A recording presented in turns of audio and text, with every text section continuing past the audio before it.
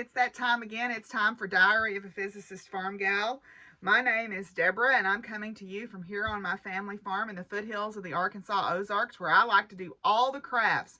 I knit, I crochet, I sew, I quilt, I make baskets, I make jewelry, I do needlecraft. I sew my own clothes. I'll try any craft once and twice if I like it. I am also a professor of physics and astronomy at a local university where I teach courses to physics majors. I teach service courses. I'm a docent in our planetarium, and I'm very involved in inclusivity and belonging activities on our campus through our Center for Excellence in Teaching and Leadership.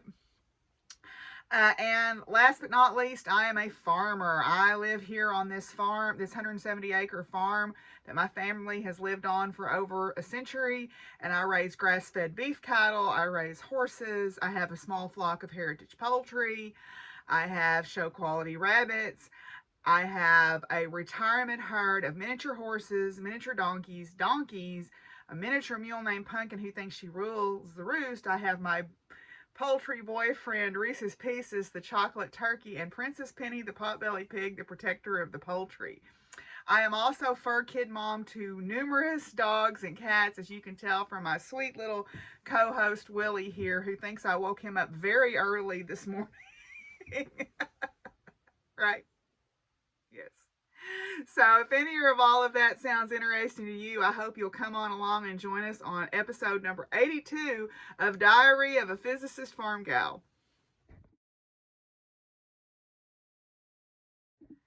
Okay, if you're looking for us on social media, you can find me on Instagram and on Ravelry as Doc Firewoman. There is also a Facebook group for the podcast, Diary of a Physicist Farmgal podcast, where we try to have a good interactive online community and see what everybody's doing. So you can go over there and answer my questions and join the group. It is a private group, so it's pretty safe to share gifts and stuff if you don't have anywhere else that you can share them. Also, I totally lost my train of thought. Oh, yes. You can also join us on Zoom. There is a Zoom group for the podcast where you can log in and knit or crochet or craft or just hang out. You don't have to craft. And I will post that information below. You know, you can contact me on Instagram to see if anybody's online if you want to. That'd be great. Also, there is a farm Facebook page, Buckthorn Farms, where you can go and see more posts related to what's going on the farm, if that's what interests you. And last but not least, I am on Twitter, but I am going to tell you straight up, I am a socially liberal Democrat, and I make no apologies for that, and Twitter is where I go to town. I'm not gonna lie. Also on TikTok, I do the same thing. I have like 4 videos up on TikTok. But at any rate, yeah. So if that kind of stuff doesn't sit well with you, probably not your girl. But just don't follow me on Twitter because I kind of keep. Well, no, I don't. I'm not gonna lie. I am getting less and less about keeping that at a dull roar because you know what? Other people don't have the privilege of being able to walk away from that. So I'm going to fight the good fight too, right? So as my friend Shirley says, I start pointing my finger to try to make a point. Anyway, so first of all, I want to thank everybody who donated to the Ko-fi. I am using the new camera setup with the light and the microphone and the tripod and everything. So I really hope that will provide some better quality sound for us. And also a little bit better quality lighting, although, maybe I should not be so shiny. I put moisturizer on my face, and now I look like, a little bit shiny there. But that's okay.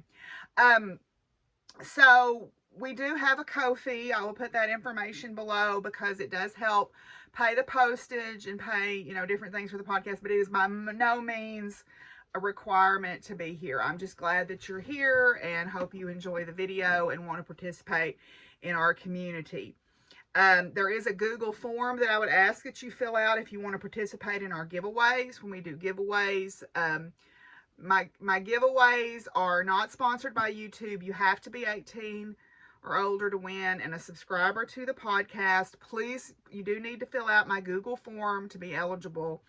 There'll be a keyword that I will call, and I'll start do YouTube random comment picker for that. And there is no monetary value to this prize, so if your prize gets lost in the mail, you will not be compensated in any way. It's just for funsies, right? So if you can abide by those rules, you can participate in the giveaway. So last time's giveaway was for this sweet little bag and this lovely yarn. And it was Audine Wools from Knit Crate, and the colorway was called Haze, so that was our keyword. There were 6 people who used the keyword and said that they wanted to win this prize, and the comment picker drew out Patsy Coates. Yay, Patsy! So Patsy, I will get this to you probably. I won't get a chance to go to the post office until the end of the week. And Penny, I've still got your prize from last time, but I know you're okay with that. So I will get these in the mail probably the end of this week for you. So yay. So thank you, Patsy. You have been a long-time supporter of me, and I am very glad that you won that prize. So this week's prize is going to hit the sewing and fabric crafting folks. This is, and it's kind of strange because it's a Christmas set, but this is a set of fat quarters from VIP. They are Christmas prints. I'm not going to unwrap them, but you can kind of get a little preview. There's little Santa Claus's face and all that. So there are, looks like there's 1, 2, 3, 4, 5, 6, 7, 8 fat quarters here. They're all Christmas themed. And I will tell you, this is probably some vintage fabric that you can't find anymore, because I'm pretty sure I've had this for a little bit. I'm never going to do anything with it, so I would like to pass it on to someone who will use it. So it's beautiful Christmas prints. So I think what we will do this time for the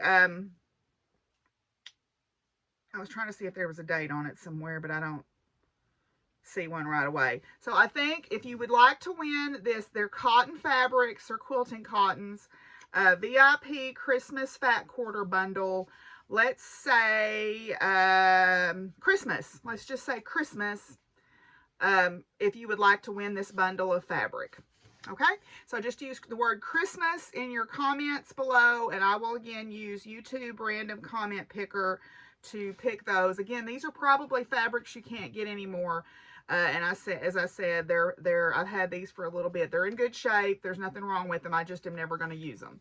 So I'd rather pass them on to somebody who can use them. And if I ever decide I need Christmas fabric, trust and believe there's plenty of it over there. So if you'd like to win this, you need to fill out the Google form, be a subscriber to the podcast, be 18 or over, and comment Christmas in your comment. And I will draw next time I record in 2 weeks for that. So, okay, I think that is all of the administrative sort of stuff. So let's move on and talk about FOs.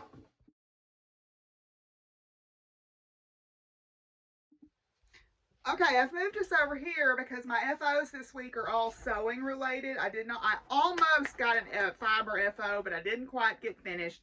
So, my FOs this week are all garments that I have made. So we'll start with the one that's here on my dress form. This is the Sweetie Pie dress by Ellie and Mac. It is a knit fabric dress. It's a sort of a skater style. This is made in some cotton spandex by Olga's Closet. And yes, those are T-Rexes in space. So let me move Betty Boop up here close enough to where you can see. Yes, those are in fact T-Rexes riding on rocket ships in space. Because why not? The only downside of this particular pattern is that the pattern itself, move over here where y'all can see pockets, but oh, I've been attacked. So that's what happens when you try to fix the leg on your dress form and you don't do it quite right, but you know. So it doesn't have, the only downside to this particular pattern is it doesn't have pockets that I figured out how to use. The pattern calls for patch pockets that go on the front of the dress. And I just had the pattern here, but oh, here it is.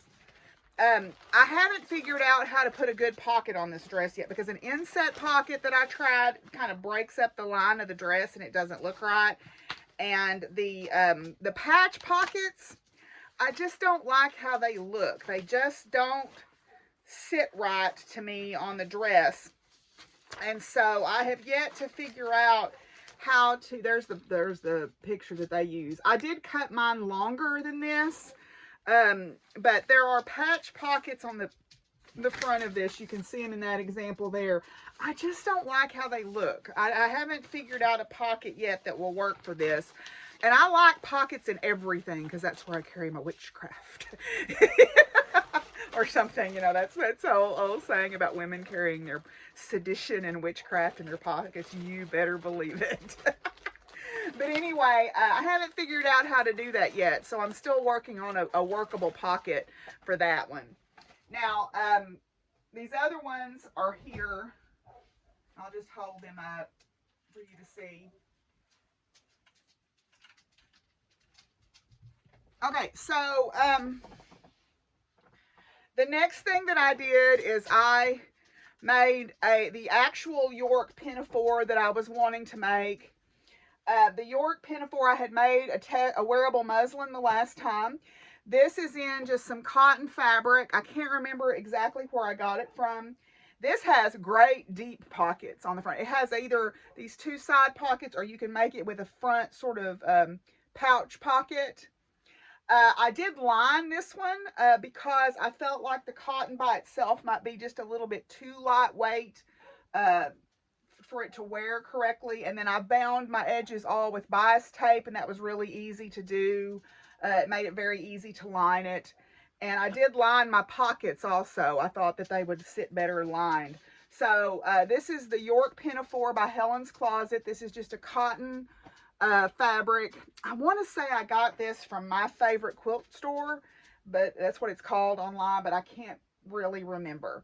So that's another thing that I finished. There's going to be a color theme here, you'll notice.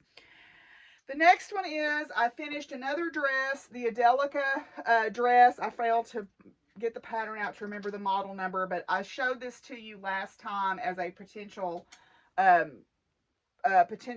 make. I made this dress longer, so it is it's kind of mid-thigh on me, and that's a little bit longer than what the pattern calls for. This is made out of Super Snuggle flannel by Joann Fabrics. The pattern does not call for pockets, but I drafted and do an inset side seam pocket on this. And then these buttons are vintage mother of pearl buttons that I found in some thrift store goodies. So, yeah, so that is another dress that I finished. And then last but not least, I finished my test sew on the Yanta Overalls. I think I was just getting ready to cut these out the last time I recorded. So I finished my test sew. This is a shop bought top, because this is probably going to wear this to work tomorrow. So I've already got my stuff together. So these are the Yanta Overalls by Helen's Closet. Let me stand up so you can see them a little bit better. So they are just a regular overall dungaree pattern with that sort of back. They are meant to be a relaxed fit through the waist and hips. They have patch pockets on the back and then 3 patch pockets on the front. This denim is some fabric that my friend Chris gave me when I went out to visit her. It's reading like it's white right here, but it's not. It has a pale blue stripe through this region right here, so it's not just plain white. The striped fabric is some fabric that my friend Chris gave me when I went to visit her in Claremore, but I did not have enough of it to cut out the straps and the pockets. So this is some more of that Waverly decorator fabric that my friend gave me, so that I cut the contrast pockets out of it. I thought that was super cute. So this is just a test run on this. The only thing that I'm probably going to do different, I need a heavier duty sewing machine. My old Singer that needs to go to the shop is heavier than this one that I bought to kind of, bridge the gap, so to speak. it's not heavy enough to handle this denim. I broke like 4 needles trying to sew this. So, and I am using a denim weight needle. So it's not a question of the right needle. It's a question of the sewing machine don't have the oomph.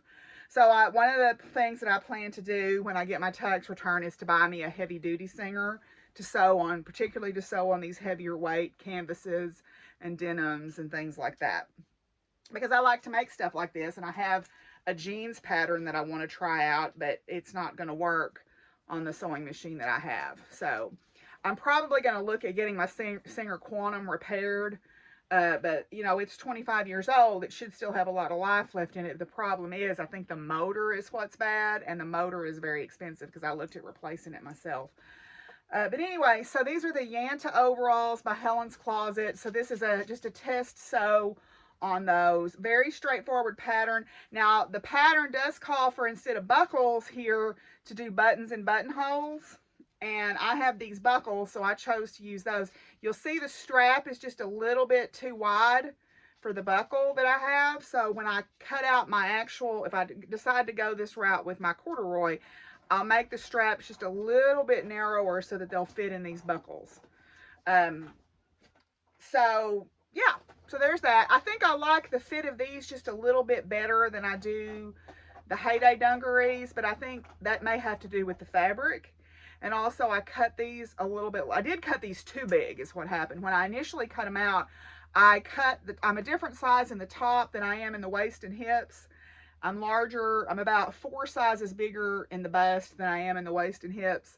So I cut everything over that size, and they were way too big in the bottom half. They were way too saggy in the crotch, so I had to take up the crotch, and they were just too large. So, but I do like the fit of these. So I'm going to wear them, and I'm going to wear those other ones again and kind of see which ones I like. And I may kind of make a hybrid.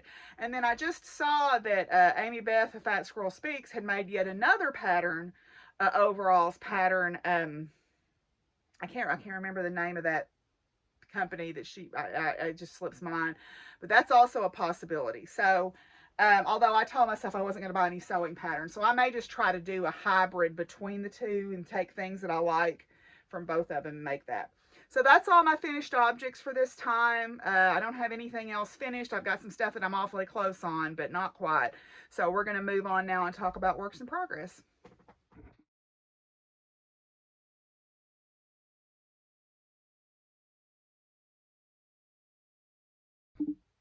Okay, so, oh, Willie, you want up here? Okay, come here. Well, come on. He doesn't usually get to sit up here during works in progress, but he's begging, so I will let him. Because he's not usually able to sit up here when I'm doing my works in progress. Okay, so I'll start with my fiber works in progress, and then I'll show you some stitching works in progress. I don't have any sewing whips because I got my T-Rex is sewed up, so I haven't cut anything new out yet. Oh, and I was going to mention why I was doing a theme. My friend Jessica from the Two Sticks and String podcast, which you should follow her. She's great fun. The Two Sticks and String podcast, she's doing a Color Your Stash make along, and it's anything fibery related, so sewing, knitting, crocheting, cross stitching, whatever, and each month has a color theme. So this month was blue. Now blue is my favorite color, so it is a hardship for me to sew up blue things. That's my favorite color. So you can see my Carhartt hat here's got blue stripes on it. So it is no hardship for me to create blue things. But I thought it would be kind of cool to I'm not necessarily going to totally gauge my crafting around that, but I thought it would be a really good challenge, especially when we get to colors that I'm not necessarily comfortable using or haven't used a lot. February is pink, so that's not really a problem for me either because I like, strong pink colors. And you'll see some of that in the future crafting. But, so that's why a lot of the garments you see kind of had a blue theme to them. And that doesn't mean I'm going to stop making blue stuff, but anyway, so my knitting also has a blue theme. I'm working on, this is my Aldi knit kit. This is a kit that Kirsty from the Grenade Creations podcast sweetly sent to me, and I'm affectionately calling this my Blue 52 Whale. you don't know the story of the Blue 52 whale, there is a whale that lives in the Pacific who does not call at a tone, at a hertz, at a tonal hertz. The frequency of their tone is 52 hertz, their call, their group call. There is no whale group, no known whale species that has that tone. So it's thought that this whale either had damaged hearing and heard the tone incorrectly, or maybe is a hybrid between two species of whale. And it was sometimes called the loneliest whale because no one seems to be answering its call, and that made me so sad. Just thinking about this poor whale out there in the ocean going, hello, anybody out there? Somebody be my friend. Somebody love me. Kind of maybe I'm, projecting my own dating life onto this Blue 52 whale, the loneliest whale. But they have seen the whale, or they haven't ever seen the whale visually, but they've heard its calls all these years in the Pacific, and it has been with other groups of whales, so maybe it's not so lonely. But anyway, so this was a little kit that came with all the things that you needed to make yourself this little whale. Like, I have finished the top part of the body, the blue top portion of the body here, and so I am getting ready to start the bottom part. So you knit it into two parts. You knit the top part I've already finished. You knit the bottom section, and then you knit the little flippers and the little fin up there at the top and sew those on. So I thought that would be fun to kind of finish that. And I'm using the little funny knitting needles that came in the kit. I thought that would be cute, and which I dropped one. So, Willie, we got to get this. Can you jump down for just a minute? Thank you. Because I can't lean over without mashing you, and you can tell I'm kind of hard on those needles. But so I'm affectionately calling this my Blue 52 whale. It has you embroider the eyes with black yarn, but I'm gonna put some safety eyes on it because I just think they will look nicer. So okay, so Willie has decided he doesn't want to be a part of this anymore, so he's made himself a place to lay down over here. So that's fine. All right, so then, boy, I got close to getting done on this. My hedge witch, which is in my bag that Maria from Colorado had made for me last year for Christmas. This is the Hedge Witch by Wolf and Fawn Knits, and I am so close. I really thought I was going to get done with it, and then I got in the mood to cross stitch and kind of left it to the side. So this is the Hedge Witch by Wolf and Fawn Knits, Natalie Red Wolf. I am knitting it in Knit Picks Wool of the Andes, in Mineral Heather, and then in Reindeer Heather. This was a gift from Vanessa from the Crafty Planty Life podcast. And then this is what I knit my flax out of. This was the leftover of that. Now, I can't really spread this out because my cable is too short here. But I am on the last section of it. Turn it around this way. I'm on the last section of it. This texture, man, that is just some gorgeous texture. I think it looks like dragon scales. But I'm on the last section. I'm not going to have quite enough blue to do all the repeats that it calls for on this section. So I think what I'm going to do is I'm going to knit. I've saved enough blue back to do any repairs I need to on my flax. And then I'm going to knit till I run out of the blue. And then I'm probably going to finish up the repeats in the brown and then bind off. It has an I-cord bind off on it. But I am so close. I'm on the 7th repeat of 14. And then the bind off. So, yeah, we'll see. Hopefully I'll get that knocked out this week. Then once I finish that, I'm going to do something palette cleansing. So we'll talk about that in future crafting. So that's my Hedge Witch. That's my 2 active fiber whips for right now. So the other thing that I have to show you, I did work just a teensy bit on my Trans Pride tapestry, but not enough that it was really worth showing again, because I had already met my Whip Go goal on it when I last recorded, which was to work on it for 7 days. I did work on it a few more days, and I finished the one motif, but I just kind of felt like that it wasn't worth dragging y'all into having to see it. But but I hit my stride on Animal Almanac, and I'm really proud of myself. Animal Almanac was the 2020 Stitch Along by Frosted Pumpkin Stitchery, and each month they released an animal that sort of had the theme of the month on it. And I'm going to actually take this out of the Q-Snap so I can show it to you properly. Each month the animal had something to do with something that would go on in that month. And of course it's classic Frosted Pumpkin with the cute little animals. That's how they suck you in, for those cute little animals. I'm a sucker for them. I almost did the one they did with the coffees and the drinks, and I don't even like hot drinks, but it had a fox on it and it was stinking cute, and I was like, oh, I want that. But anyway, so yay, I have actually completed 2 blocks on this thing this month. My Whip Go goal was to finish number 8.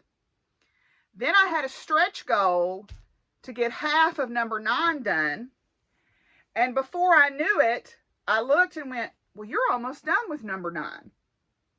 So why don't you just finish it? Because I actually have this on my Whip Go board 3 times because I want to get it done. And so I finished 8, and my stretch, that was my goal. And then my stretch goal was to get half of 9 done. And then my goal for the next time it got drawn was to finish 9 and get a start on 10. Or was to do 9 and get a half of 10 done. Well, I've already got 9 done, so now I'm hoping I can get 10 done. 10 is a sloth at a pumpkin farm, pumpkin patch. Get 10 done and get a little bit of a start on 11. I'm not going to try to finish 11 this month, but if I can at least get 10 done and get sort of a start on 11, then I feel like the 3rd time it gets called, I might have a legitimate shot at finishing this. So this is Animal Almanac, so you can see the little animals there for each month doing something to do with the month in question. So yeah, getting close. Very excited about that. So that is, like I said, that got drawn out for Whip Go this month. Again, the number that's sitting on is the number that got drawn for this month, because like I said, I put it and the We Believe Stitch Along from Notorious Needle and my Pandemic Sampler on my Whip Go board 3 times a piece. So is that right? Yeah, 3 times a piece. So that way I thought I'd have a legitimate shot at making progress. I think I put Trans Pride Tapestry on there twice, and then because I don't, and then some other stuff. Everything else is just on there 1 time. So I'm hoping with the progress on this that I can actually get pretty close to being done on it. Well, I'd like to finish it by the time it's called, when it's called the 3rd time, that 3rd shot. I hope by the time we get to there, I'm close enough that I can actually finish it. Because this is my oldest whip. My cross stitch, I sat it down for years and years and years. And then when I picked it up about 3 years ago, I had 2 whips, one was from like 1999 and the other one was from like 1992 or 91. And I finished both of those before I started in on this stuff. And so this is my oldest whip. So I would like to get it done. I started it January 15th of 2020. So, because I went back and actually looked. Went back and looked at Instagram. I guess I was talking with somebody about journaling and stuff. I think I do my journals this way. I do them through this vlog or these things, and then through my Instagram posts and stuff like that. That's kind of how I keep track of what I make. So anyway, so yep, Animal Almanac, that's the only stitching whip that I'm going to show you. So let's move on now and talk about future crafting.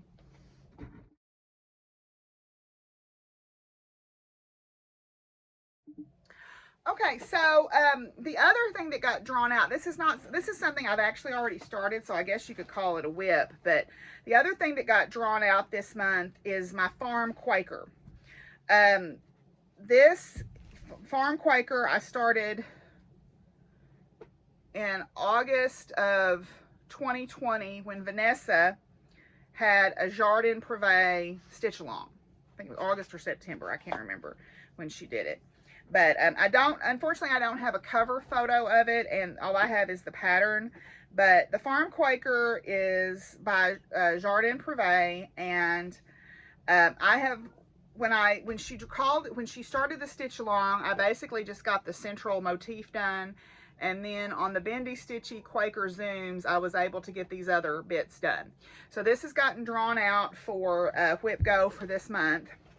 So my goal is, I'm trying to keep reasonable goals for myself.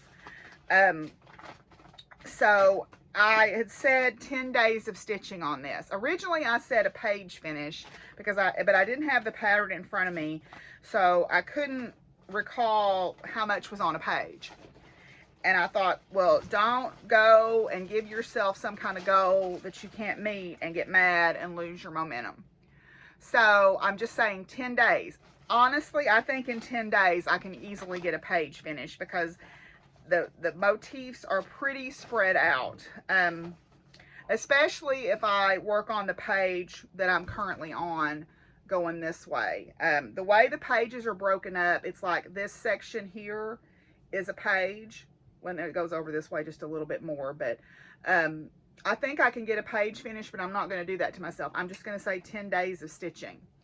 So this is being stitched on some 28 count Joblin from 123 Stitch.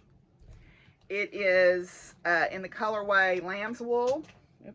Lamb's wool. And then it's being stitched with Buckeye Scarlet from Gentle Arts, and I'm doing 2 strands over 2.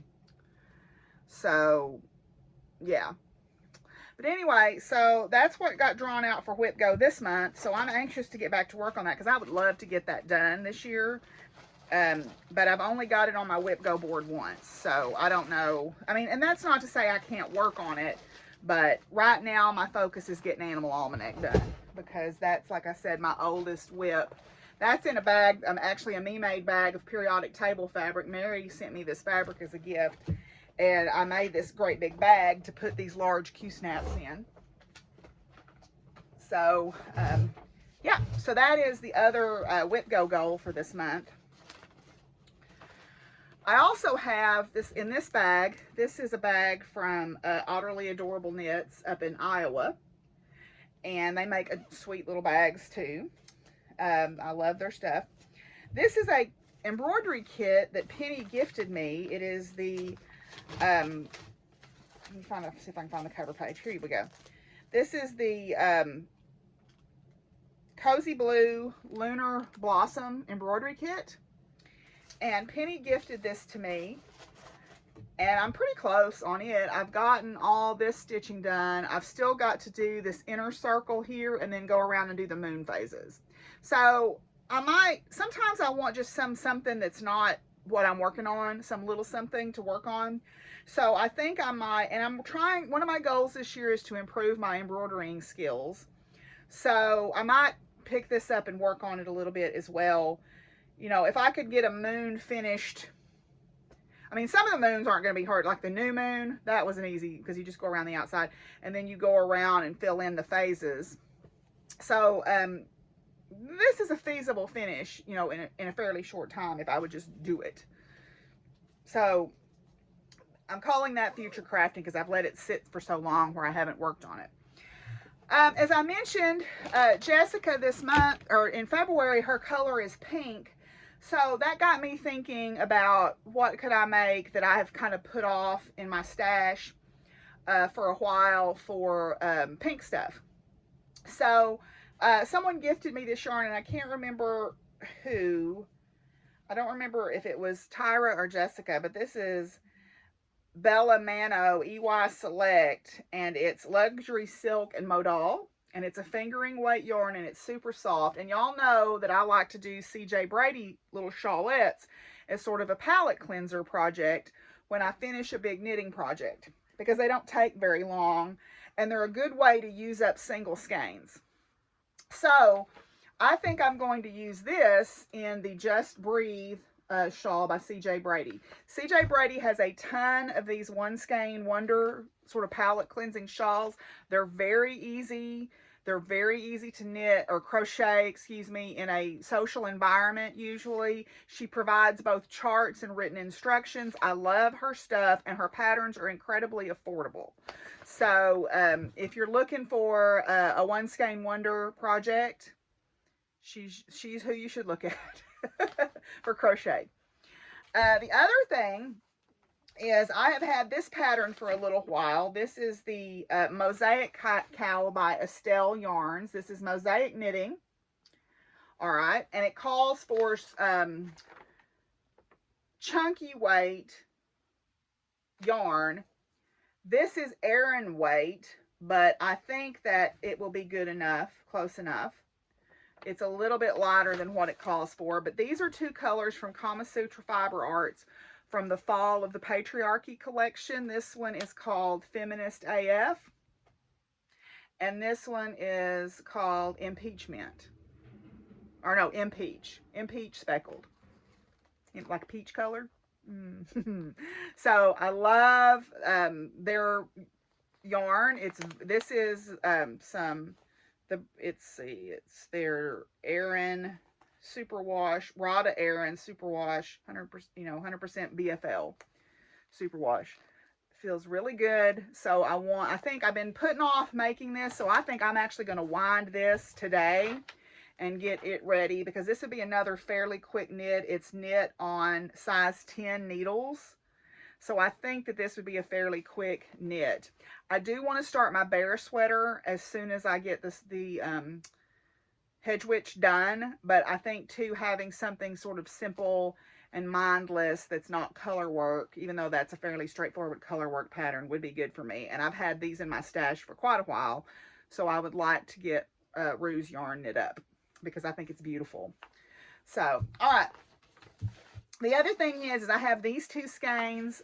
These are kind of more purpley pink, so I might save them until she calls for purple, but these are some alpaca skeins that I picked up from a local farm in Paris, Arkansas, and these are DK weight. I've got 2 of them, and they are alpaca and merino, excuse me. They're 70% alpaca and 30% merino. They are incredibly soft. They've got a really pretty halo on them, and together they're about a DK weight, and together they're about 370 yards. So I've been looking at patterns for that. I think there's a Lisa Much pattern that I think I'm going to make out of this. It's on big needles, so it would be a fast knit too. Although I might call that more of a purple, but it reads kind of pink in here, so we'll see. Okay, so then in sewing, I've been going through my fabrics and trying to figure out what I want to make next. I don't have anything cut out right now, which, I like to sit down and cut lots of things, cut 2 or 3 things out. I think that the next things I'm going to cut out another one of those Adelica dresses out of this pink ostrich fabric. It's kind of a salmon pink ostrich fabric. This is also Super Snuggle flannel from Joann's. Then I have this great Pride Inclusivity fabric. I think I'm going to make a sleeveless long hinterland dress out of this so that I can wear something under it, like a top under it. So yeah, the hinterland hits me just below the knee as it's charted or as it's drafted. So I'm going to lengthen the skirt and make it again down to about mid-thigh, but I'm going to make the full front button placket on that. So I like those because I can wear like a t-shirt, or not a t-shirt, but a turtleneck or something underneath them. So those are kind of high on the priority list to get cut out. Then I have some others that I'm kind of thinking would be fun prints. A friend of mine posted on one of my Facebook pictures. It was actually of the dress with all the sea life on it. She said, somewhere along the way, someone told me that I shouldn't wear prints. And I let that get to me, that someone of my age should wear more sedate clothing. And she's like, I think I'm going to rebel against that. And I'm like, yes, rebel against that. Wear all the prints. Wear all the prints. So to that end, I have these fabrics. The first thing that I'm going to do is make a chocolate chip skirt. Y'all have seen that pattern several times. I have made it probably 5 or 6 times now. It's a pattern by Tie Dye Diva, so I didn't even dig it out. But how fun is this fabric with the bugs? So I'm going to make that. That pattern calls, you can do a contrast pocket. So I think I'm going to do this as my contrast pocket back. I think those two would look good together. All right. Then, and it also is lined, so I might use that black stars as the lining. Then I'm thinking York pinafores, more York pinafores, because I like those. They have a couple of different ways. You can make them longer, shorter. You can do different necklines, and you can do different pockets on them. So this fabric I bought because I was going to make kitchen curtains out of it one day when I had a farmhouse. And I don't know when that day is going to come, because this is definitely not a farm. It's a house on a farm, but it's not a farmhouse style. And so I've been saving this fabric for years, but I think this is going to become a pinafore. It's feed sacks. Because why not? Why not? I mean, you know, I think it's adorable, and I think it'll make a cute pinafore. So I'm going to make me a York pinafore out of this. I've got plenty of it to line it, or I've got plenty of it to make it longer, like I did with the unicorn fabric. And I'm going to line it so it will hang better.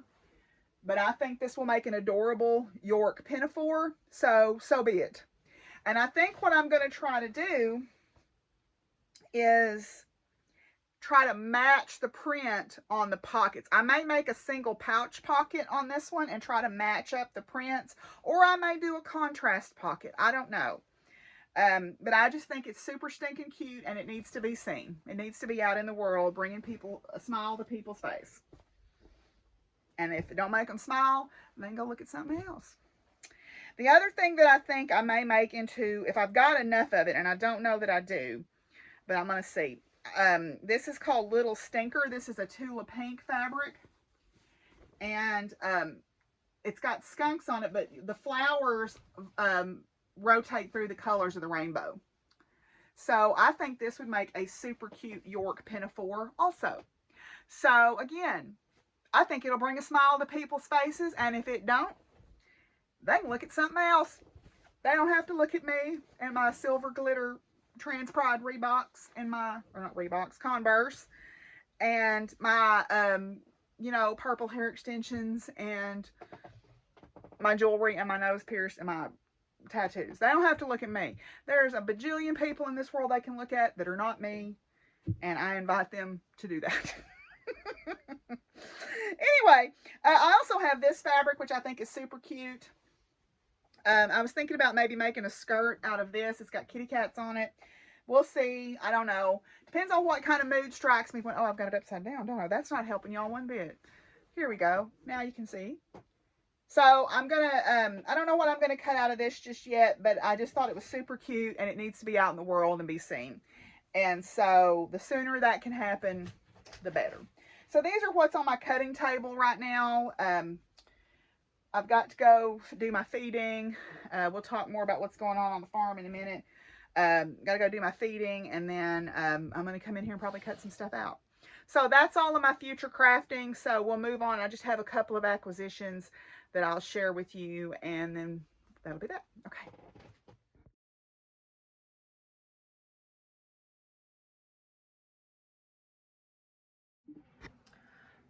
Okay, well, there's some traffic going by right now, so you'll have to just forgive if you hear a rattle of a trailer or something going by. So acquisition-wise, I have a wonderful gift. My friend Ashley was kind enough to buy the rainbow set of silks from Silks for You for me as a gift. So she's very sweet to buy that for me. So now I'm looking for just the right, I have a couple of ideas for what pattern I want to do with these. I want to do like a gradient across the pattern. So this is going to have to be something very special though, because this was a sweet gift, and I'm very grateful that she gave me those.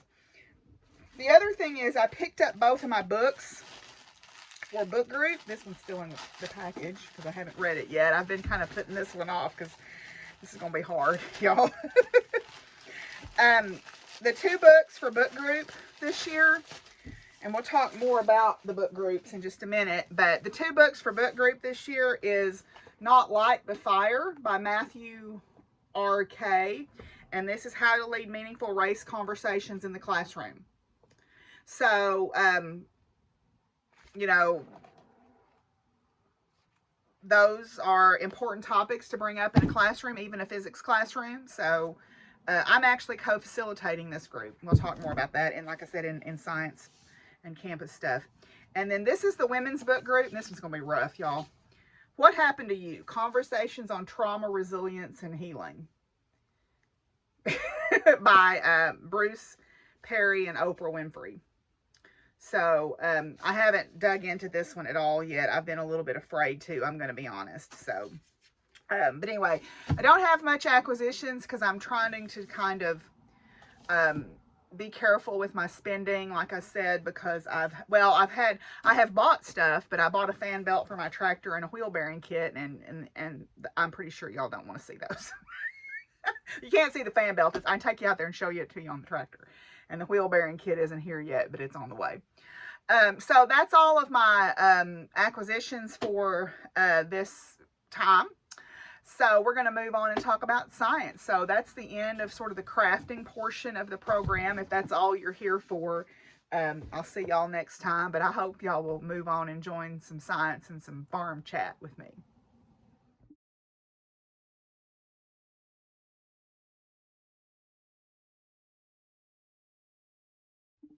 Okay, so I kind of gave you a little preview of the campus chat there.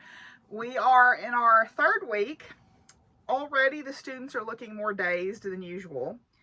I've had more students out this semester with the Omicron variant than I've had any time before.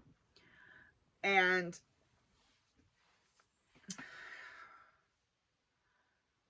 frankly, I'm not gonna lie, and you can say what you want about this, but if you start coming out with anti-vax and anti-science rhetoric, I'm just gonna unfollow you. I have no interest in entertaining that in my personal spaces.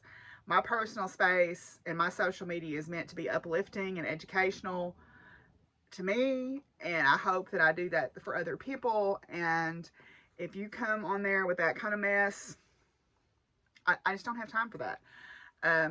And so rather than argue, I'll ghost you. I mean, I hate it when people do that to me, but you know, I guess I've learned I don't have to fight that fight.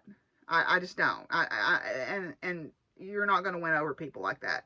So I just will unfollow you and block you, and or unfriend you and block you. And I think we're all exhausted because we've been living under this specter for 2 years now, and I realize that that's not that long. But you know, I was talking with my students the other day, because there is a sentiment that these young people, these millennials or Gen Zs or whatever you want to call them, are weak and they've been coddled and blah blah blah. I disagree with that wholeheartedly. These young people will speak up and speak out way quicker than any of us ever would. And everybody wants to talk about cancel culture. It's not cancel culture, in my opinion, if you're being called out for bad behavior. It's called your chicken's coming home to roost. And I think that a lot of people my age and older get really angry when we get called out on stuff. And we don't like it. And we're like, oh, these kids, they don't have any resiliency. They can't hear a different opinion. I don't have to hear an opinion if it's racist or homophobic or transphobic or misogynistic or ableist or fatphobic or, you know, cruel. I mean, I don't have to hear that. I mean, we can agree to disagree about things like passing a millage to pave the roads or to expand the library or to put a new roof on the courthouse. But when your disagreement with me is that you don't think that certain groups of people are worthy of life, and worthy of basic human rights, that's not disagreement. I'm not going to, no. That's no. That's a no. So I think that they're willing to speak up about that, and I applaud them for that. They have never, in our country, they have never lived in a country without the specter of terrorism. They have never lived in a country that wasn't at war. In the Middle East. That's all they. I mean, they have lived with that, and they see that. They see climate change. They see all these, racial injustices and all of the injustices against the LGBT plus community and the misogyny, and they're not afraid to go no. So I'm proud of them for that, and I told them so. We were talking about an article about science literacy, and I have a small class, but they are a great class. They all talked. It was really engaging and interesting, and I think that's great. So I'm excited about that. The astronomy class is going really well. That's also a very engaged group of people, which I enjoy. My service corps, they're just tired, y'all. A lot of them work in healthcare and or are athletes, so they've been exposed to COVID and had to quarantine multiple times. They're tired. I think we're all kind of tired, more so than normal. And I think that I know that we're tired of the way things are, but we can't just disengage at this point. We have to continue to care about each other and to care about what happens to people other than ourselves. And I see those young people doing that, and it lifts my heart up. So that's all to say. That's how classes are going. I am actively participating in some events through CETL, as I always do. I'm still an early career coach, early career faculty coach. I'm sort of an informal mentor to one of my former students who is now a faculty member because he's up for mid-tenure. We do a mid-tenure review, which is a no stakes review. It's basically an opportunity for you to kind of do a check-in to see where you're at in the tenuring process and to see if there's any areas that you need to work on. And I've been kind of low-key mentoring him for a while. And we talked about imposter syndrome because he came in the other day talking about how he was having a really hard time writing his teaching narrative because he felt like he was an imposter.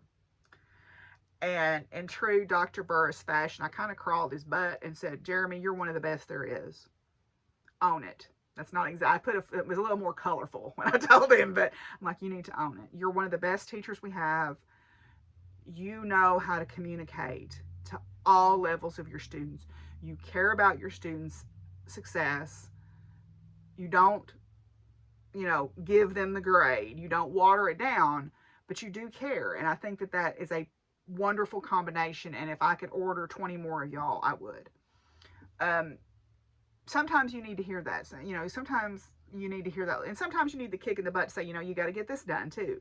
And we did talk about that. So, I kind of gave him a little pep talk and I hope it helped. One of my other former students, Luke, he is applying to UT San Antonio, so I've been talking on the phone with him. I'm supposed to talk to Grace later today, so I'm looking forward to hearing from her. And so, yeah, then the book groups, as I mentioned, I am co-leading the book group on this book with Professor Adrian Gardner. He is a professor in the College of Communications, and he is one of our only male African-American professors on campus. So I'm very excited to get to co-lead with him, and we have already had some great meetings, and I'm looking forward to getting into this book with him. Then I am a member of, as I mentioned, the women's book group on this book. I haven't gotten into it yet, but I'm anxious to start reading on it. This week is our first meeting for that, and we're going to just kind of do introductions and what we hope to get out of the book. And so I need to at least skim it and see what I hope to get out of it. I'm also in the executive function reading group. I don't really fully understand that part, but I think from the description of it, it sounds like something that I would benefit from. So I have decided to participate in that group as well. Um, I'm teaching overload this semester. I've got 3 research students now. They're all young women, so I'm very excited about that. Um, so yeah, that's kind of how things are going. I wanted to share with you just briefly the science snippet for today. Came from a visit to the optometrist for me. And so this is kind of a little personal chat, but it's science related. I go to an ophthalmologist every 6 months because I have an oddly shaped optic nerve. It's probably genetic. I've never had any vision changes in 25 years that we've been doing this. But I have an oddly shaped optic nerve, and one of the things that it could be is I could have glaucoma, because somewhere my great grandmother, I think, had glaucoma. She may have had cataracts, I don't know, but they told me that she had glaucoma. But so I could have a family history of it. Neither one of my parents had it. My grandparents, neither one had it. So I don't know. But because I have an oddly shaped optic nerve, I go every 6 months. Now, for a long time, I went to an ophthalmologist that was on the verge of retiring, and he was very frustrating. But I got transferred to somebody new in the same office, and he's great. And so he gave me a new treatment alternative that involves using a low intensity infrared laser on your eye to stimulate blood flow and to stimulate fluid flow. And it helps with the drainage, and it helps keep your pressures down. And it can last for a year or 2 or 3, depending. But that's not what I wanted to talk about. Because I had gone to see them, I had not really gone to an optometrist in about 10 years, because I would get my eyes checked when I would go, and they would just order the same. I was kind of stuck in the same rut. I knew that I was needing reading glasses. I had been using reading glasses fairly regularly. And if you remember, if you followed me during Holovlog, my eyes were giving me fits with something that was in the hay. And eye drops weren't really bringing me any relief. And so I made it. The guy that's my ophthalmologist now does not do, optical checkups. He doesn't do contacts, glasses, all that kind of stuff. So I had to actually go see the optometrist in that same office. And it's a woman, and I really like her. She's actually a graduate from UCA, and she's no BS. I really like her. And we had a long talk about, because I had not been in a long time. And I really don't know why. I fell in the trap of thinking that because I was going to this doctor, that was what was best. And that's not necessarily true. I didn't advocate for myself like I should have. But anyway, so we talked about the eye issues with the redness and stuff, because I was having trouble focusing. And she got to look and said, your eyes are super irritated. And she asked me, I said, well, it's the hay and blah, blah. And then she also said, and this is something that had never been really communicated to me about wearing my contacts. You can't wear them for 2 weeks straight. And I kind of knew that, but she also said that very often what will happen, even if you take them out and clean them, the regular cleaning stuff does not completely get all of the debris off of them, and they'll start irritating your eyes. Even if you've cleaned them, they'll start irritating your eyes. The other thing was the issue with bifocals. Bifocal, having to wear reading glasses, but I'm also nearsighted. So I have myopia and I have presbyopia. So myopia is nearsightedness, and presbyopia is, where you lose the ability to see up close as you age. And I know years ago they had hard contacts that were called torics to keep them in the same orientation in your eye, and those could be bifocal. And I also know that sometimes they gave somebody 2 different contacts, one for up close and one for far. And that didn't sound like that would work for me, because I'm like, that'll make me sick. So I said, okay, what are my options? Because these are all that I know about. And frankly, neither one of those sounds good. And she said, well, the up close and far, the near and far, a lot of people go that route. But she said, I'm going to be straight up with you. You lose your depth perception. And I'm like, oh, I can't have that. I pull a horse trailer. I need my depth perception. And she said, yeah, I frankly don't recommend that, because my husband, all 4 of the tires or wheels on his car have scrapes where he would hit the curb because he didn't have any depth perception. She said, we switched him to these kind of contacts. Now what they have, because of the way your eye focuses, when your eye is focusing on something up close, it is in a tensed position. Your lens actually changes shape in your eye. There's a couple of little suspensory ligaments on it. And it actually is a thicker lens and squatter when you're looking up close. And it's that loss of ability of that lens to flex that causes you to have presbyopia. But so that's part of how you see up close. But the other part is your pupil is not as large when you're looking up close as when you're looking far away. When you're looking far away, that's actually the relaxed position of your eye lens. So it's longer and thinner, and that ligament is in a relaxed position. That's why when you look up close for a long time, you get eye strain because it gives you a headache. Literally, because that ligament is tensed and it's almost in spasm. And when you go to look off far away, you have to blink 2 or 3 times to let that ligament relax. So that's called accommodation when that focal length changes.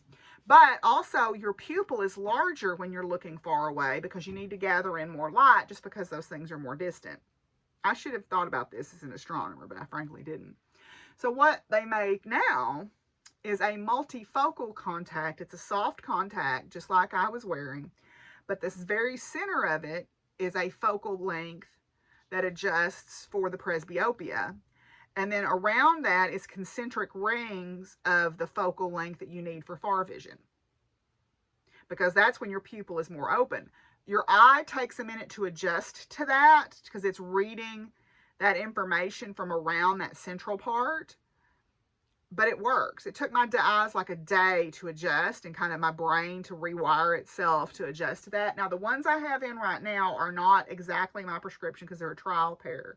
But they're already where I do still need my glasses to read, to like thread my sewing machine, like little tiny stuff, because it's not quite there. But man, it's a lot better than it was.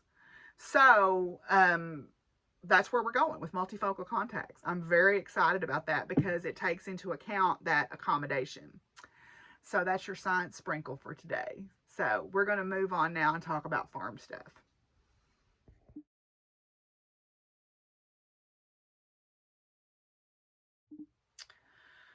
Well, it's been an interesting 2 weeks on the farm. Unfortunately, I have some sad news. Sally, my oldest donkey, and Mama Buns, my oldest rabbit, both crossed on in the last week. Mama Buns was close to 10 years old, which is pretty old for a rabbit. And Sally was about 30. And I saw Sally on Tuesday and Wednesday, and then on Thursday she didn't come up to eat. I thought maybe she was just, because sometimes she's kind of off to herself. So I went to look for her, didn't find her. On Friday, I didn't have a lot of time, but I made another pass because she still didn't come in, and I knew that something was wrong at that point. So she died peacefully in her sleep, it looks like. And, yeah, Mama Buns too. So a little sad, you know, because that's part of it. When you have older animals, you're going to have to let them go. And it's never easy. I'm going to miss Sally desperately because she had that big, deep foghorn bray that she would bray every time she saw me. But I know I gave her, you know, the last portion of her life with me. I know she was loved. She had treats. She was petted. She was well taken care of. So I'm grateful that I had that time with her. So that is a little bit of sad news. Tractor, I mentioned the fan belt situation, I think, last time. Well, so my friend Tim came up and put on the fan belt on Monday. He said, well, I was asking him about taking the radiator off because I figured that that's what I had to do to get to the belt assembly. And he said, no. He said, why? And I said, well, my fan belt is broken. And he's like, I'll just come up and put it on. He said, tell me when it comes in. And I'm like, well, I want to watch because I want to know what to do. So it came in, I ordered it. It was not expensive, thankfully. I ordered it and it came in, and he came up and I helped him. Basically, the fan belt on my tractor, it runs off the drive shaft and it turns the fan to blow across the radiator and the water pump. And then it also turns the alternator to charge the battery, which is those two things. That belt may have been messed up for a while because my tractor was running hot about a month or so ago, and I thought it just needed antifreeze. So I put antifreeze in it, and it was still running a little bit warm, and the problem with the belt is it's not where I can see it when I'm driving the tractor, and it was still on the pulleys. It was just incredibly loose and slipping, and then it finally broke. So we fixed that on Monday. So on Tuesday, I'm putting out hay for the horses and the cat, and that's, that's the day I knew I saw Sally on Tuesday and Wednesday. I saw Sally come up for hay. I was putting out hay for my horses, and as I pulled out of my pasture, I heard this really terrible noise, this grinding noise, and I thought, that is no kind of good sound. But, smoke wasn't coming out, nothing was running hot, no lights came on, so I thought, well, I'm just going to keep driving. And I looked down at my front, what would be the front driver's side wheel on a car, and it's like wobbling. And I'm like, that ain't right. That ain't supposed to be doing that. And so I'm sitting there, I get off and I look, and I can clearly see that the bearing is failing. Because when the bearing fails, the wheel is going to fall off if you keep driving it. So I'm like, crud. I'm in the road, driving from my gate. It's not far. It's maybe 30, 40 yards. But I'm in the road looking at this thing, thinking, okay, I've got two choices. I can either go slow and hope that the wheel stays on until I get into the yard, or I can go fast and hope the wheel stays on until I get in the yard. So I opted for the Jeremy Clarkson approach of power, and I went fast. Luckily, it didn't come off. But, so I have a bearing kit ordered, and it should be here tomorrow. Mr. Ray has kindly been feeding for me. He's been coming every other day and putting out hay for me very kindly. And then his son, who is my age, lives down the hill on the turkey farm. And he's going to come tomorrow when the kit comes, and we're going to change the wheel bearing. Wheel bearings are not hard to change. It's just you need to jack the front of the thing up. You have to take off the entire wheel and hub, and then clean that old crushed. I'm sure the bearing by now, the races on it are crushed. So we'll have to take all that out, and then you put the new kit in. And sometimes stuff like hasn't been changed in a while, so it's stuck and you have to chisel it out or cut it out or something. So I'm hoping we don't run into trouble like that. But anyway, so I've got a new bearing kit on the way. I probably need to stop and get some grease, because you have to put grease, you have to pack it. That's what they call packing the bearings. With cars and trucks, usually they're sealed and you don't have to worry about this, but with like my horse trailer and my tractors, they're not. So I don't know that this bearing's ever been changed, so it's probably pushing 30 years old. So it's time. Woo, always something exciting. I also, Mr. Ray kindly is helping me with my hay situation, because we do have some really bad weather coming toward the middle of this week. Today, it's beautiful outside. It's going to be close to 60 degrees. I was going to go out and clean up the yard, but then I saw this terrible weather is coming, so I thought, well, all my pollinators and stuff that are hiding in those shrubs and bushes don't need me disturbing that, so I'm going to leave it alone for right now. But because it's going to start raining Tuesday morning, and by Wednesday it's going to turn over to snow, and they're calling for up to 6 inches of snow. So people will lose their minds again.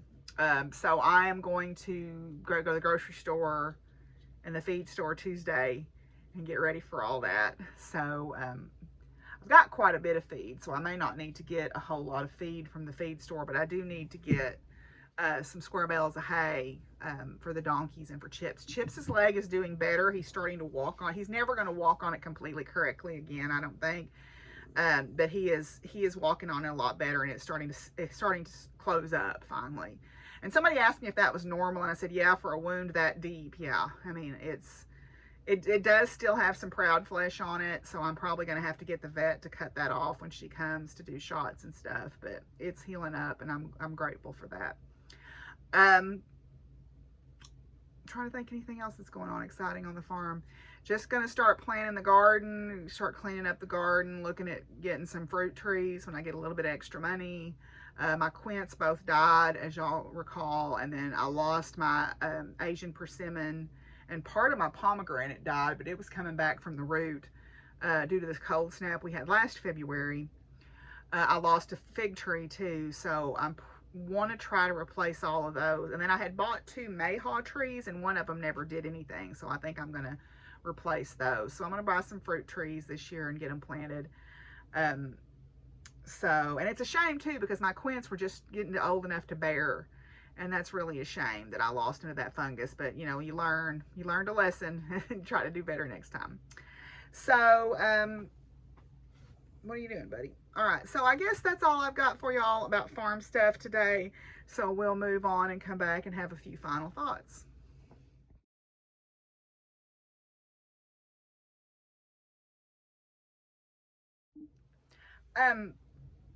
Oh, okay, so my final thought thing came from me taking a walk through the pasture to look for Sally.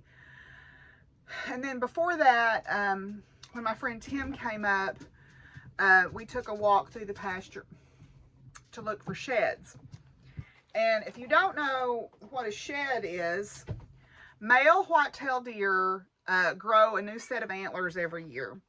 And so around January, late January, beginning of February, they actually drop their antlers. The blood supply, you can see the blood supply basically cuts off and they fall off.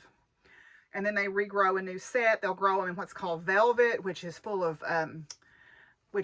blood vessels and stuff. And then that velvet will, the blood supply will end to that. It'll become itchy. They'll rub it off on trees and stuff, and they'll have a new set of antlers each year. So one of the things we like to do around this time of year is go out and look for sheds. And so as I was walking around, I was kind of marveling at the plant abundance that I would see and all the birds. Like while we were out looking, there must have been 200 or 300 robins, American robins, fly by. They tend to flock up in the wintertime. They don't so much in the summer, spring and summer. They're more solitary. But I have a beautiful property here, and sometimes I forget just how amazing it is until I get out and walk around on it. And when I was looking for Sally the other day, as I was walking through my horse pasture, I found this shed. This is a shed from about an 8 point. So you got the brow tine and then the 3 tines here. So this is the shed from an 8 point. This looks like the left side. Okay. Now this one is interesting because as bleached as it is, this almost looks like last year's shed. And I was really amazed because it doesn't have a single bite mark on it. Usually the squirrels will find these, or the coyotes, or the possums, and they'll chew on them. They're basically like a chew toy. And a lot of people will give these to their dogs or whatever as chew toys. But this one is almost perfect. It wasn't lost during a fight. There's no damage to it. So it is a true shed. And it looks like last year's actually, because like I said, it's pretty bleached out. They would normally be a little bit darker than this. They have like a darkened area on them, especially down around where they attach to the head. But I mean, it could be this year's, I don't know. But it as pale as it is, we kind of all agreed that it was probably last year's. So, yeah. Wait, no, this was a right side. Wait, left side? No. See, it would be like this. So it would be right side. But anyway, so I kind of looked at this as like a gift from my land spirits. And so I'm gonna make something out of it kind of as a reminder piece to say, to take that time. So my final thought piece kind of comes from that today. And Fizzy is in here. She has deposed Willie for the moment. But I wanted to read this for you. It's called Invitation. It's a Mary Oliver poem, and if y'all have watched me for a while, you know I love Mary Oliver. So I think it kind of speaks to that idea of sometimes we need to slow down and take a look around. This is kind of inspired by finding my shed. Oh, do you have time to linger for just a little while out of your busy and very important day for the goldfinches that have gathered in the field of thistles? For a musical battle to sing who can sing the highest note, or the lowest, or the most expressive of mirth, or the most tender. Their strong, blunt beaks drink the air as they strive melodiously, not for your sake, and not for mine, and not for the sake of winning, but for the sheer delight and gratitude Believe us, they say, it is a serious thing. Just to be alive on this fresh morning in a broken world, I beg of you, do not walk by without pausing to attend to this rather ridiculous performance. It could mean something. It could mean everything. It could be what Rilke meant when he wrote, "You must change your life." Right? I think that's one reason why I love these animals so much, is they force me to stop and pay attention to the ridiculous performances that they give me. Anyway, so Willie has been deposed for the moment. So until I see y'all again, I hope y'all are all doing good. I hope you're staying safe and taking care of yourself, and getting sleep and drinking water, and doing what you need to do to stay healthy. Um, but until I see y'all again, y'all be good to each other and take care of each other. And what, Fizzy? What? Peace out, y'all.